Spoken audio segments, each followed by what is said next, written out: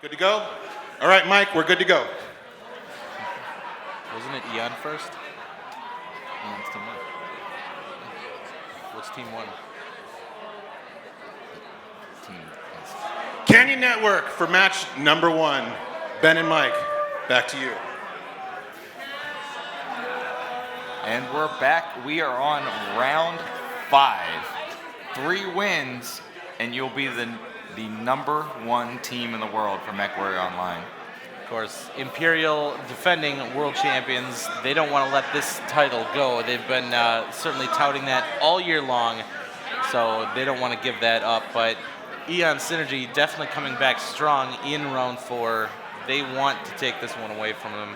Yeah, right now Eon Synergy is hard charging into that apparent first place. If they can get that match, that they can win these next 3 rounds, they're going to be the number 1 team in the world.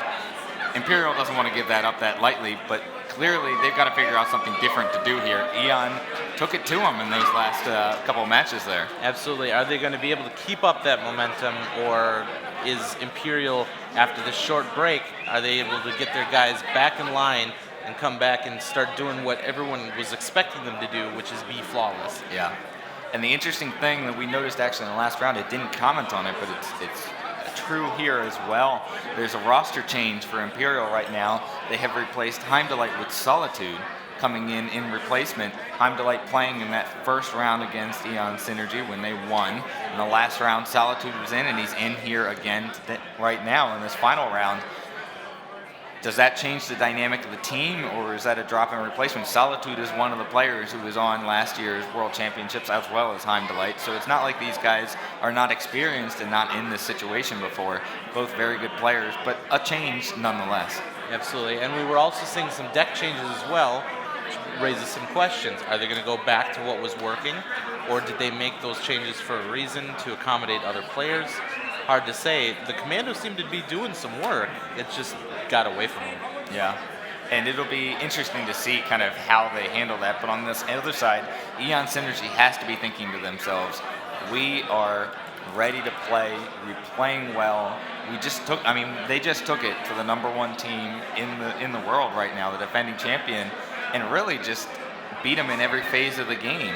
So they've got to be excited. They've got to feel like they have the confidence to be able to do it. And now it's the opportunity. 3 games, best of 5 series. You win this, the title is yours. Absolutely. Both teams getting readied up. We are going to be launching into Drop 1 shortly. As soon as they do, I cannot wait. You know me, I like 3-2 decisions, but I also like a comeback from loser's bracket. Yeah. We'll have to see how it goes. This 3-2 essentially, decisions or round 5 decisions that we're looking for? yes, this is essentially 0-0, clean slate, like these guys have never met before. We're going to have to go take a look and see Yeah, as soon as what these teams happens. ready up, we'll be dropping into the first match of this final round. No more after this. 3 wins, and that's it. You pick up 2 losses, you're gone. Absolutely. Let's do it. Drop 1, round 5. Looks like it's going to be Imperial versus Imperial, according to the screen. Interesting development there in the lobby. Had a little bit of an interesting thing with moving some player around and stuff. So I guess Eon Synergy kind of playing like Imperial right now. So I guess you could say it's Imperial versus Imperial. You'd like to say that, but at the same time, I think Eon would probably be thinking to themselves, we're playing like we want to play in Imperials.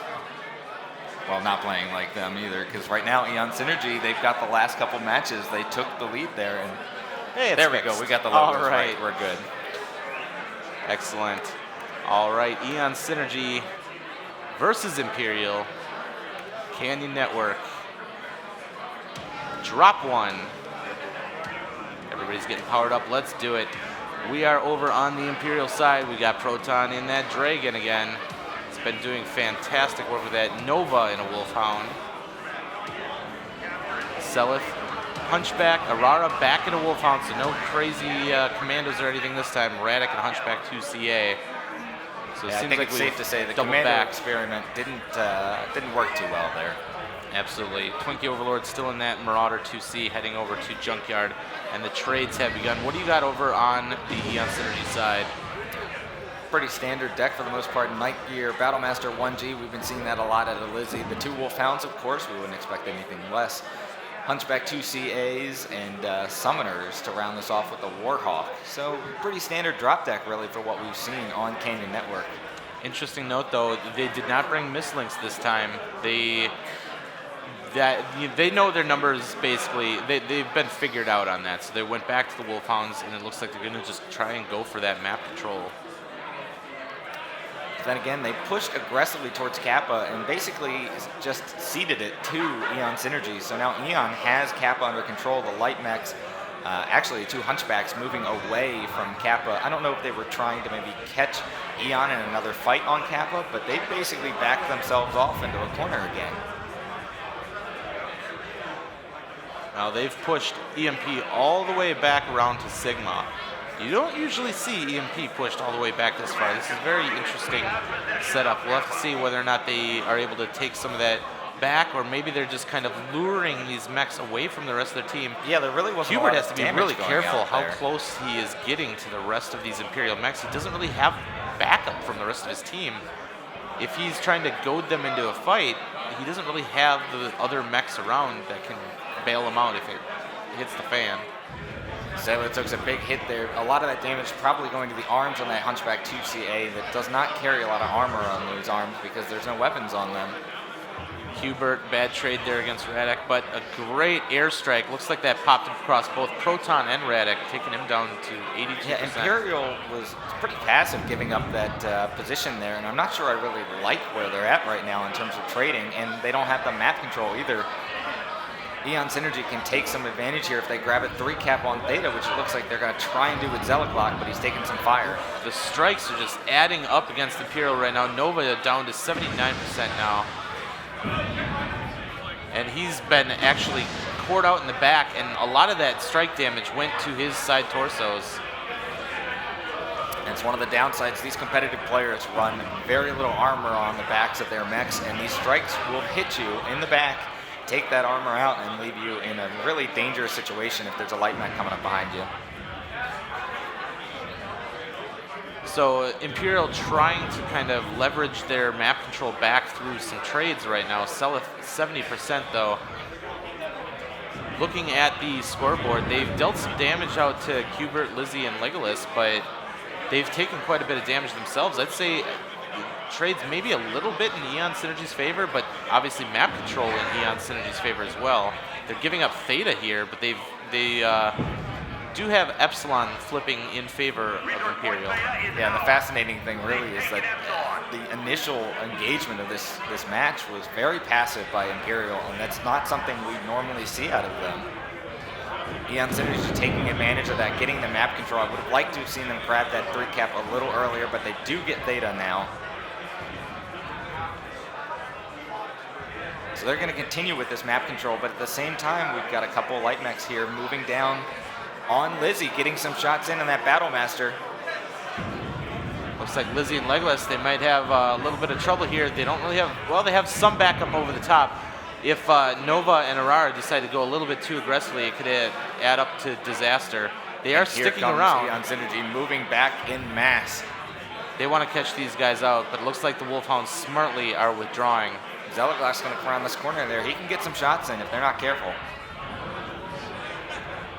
But Hubert trying to cut across the canyon right now, taking a lot of damage, and Imperial is taking advantage of that light push. It effectively moved Eon Synergy out of the positions that they were in, and now Imperial is moving up. This is more like what we are used to seeing out of Imperial right now. Eon Synergy, I think, maybe didn't want to send that many mechs into the backfield because now they've got to get out of the canyon as Imperial's moving up. Seemed like that was a little bit of an overreaction, but I think they are able to, at the very least, start getting back up to where they were. They still have the 3 caps, even though somebody's very close to Theta. He has not been able to cap it back yet. But Zealotlock taking a lot of hits while he's down in the Eon pit. Synergy rolling back up to Radio Tower, getting that control. Chico in that Warhawk is very fresh right now. He's going to be probably a pretty big threat as this match goes on. He has not taken a lot of damage at all in this trading engagement. Tickets are still just bleeding away. if the EMP flips it back to a 3-2 in their favor, they could still roll that to a win. But looks like those Wolfhounds are coming in on the Night Gear and the Battlemaster yet again, and it looks like they might be here to stay. We'll see if EMP reacts to this the same way as Eon reacts to this the same way if those Wolfhounds decide to pull out. But it looks like they're trying to get Lizzie taken out. He's down to 33%. Big strike on him. He's going to try and dive in, and he gets shot in the back by Nova, and he gets taken down. But Hardock is there, and they might be able to do some return damage, or at least at the take meantime, a few shots EMP has neutralized Theta right now. They have at least gotten it back down, and they're actually trying to make the cap as well. They're taking advantage of these light pushes. So Aurora got shot in the back pretty hard there. He's pretty damaged. Those lights have to be very careful, especially with those PVCs. And Proton was able to cap Theta as well. That's big.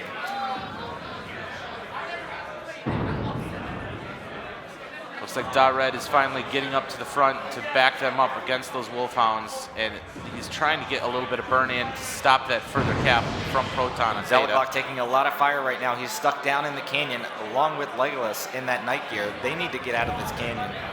Da-Red is going to challenge Proton on Theta. I don't know if that's the right play.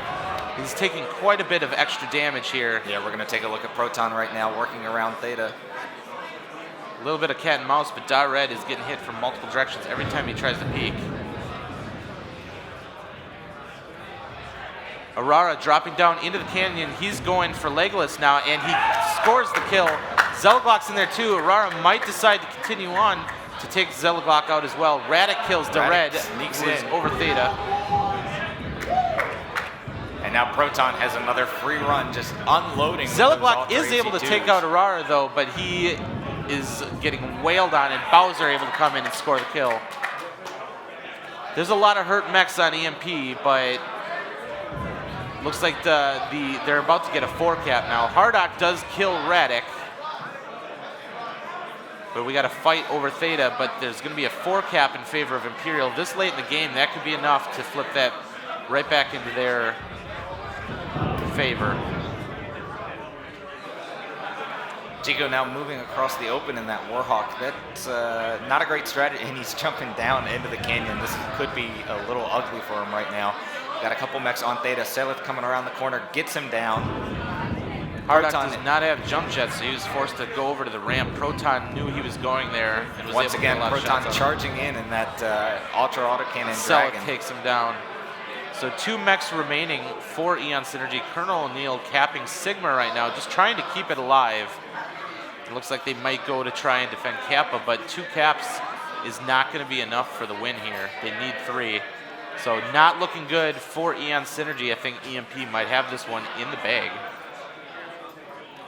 Colonel O'Neill actually stepped out of the cap point for a second there, lost just a second in that cap, but you know, every little bit counts.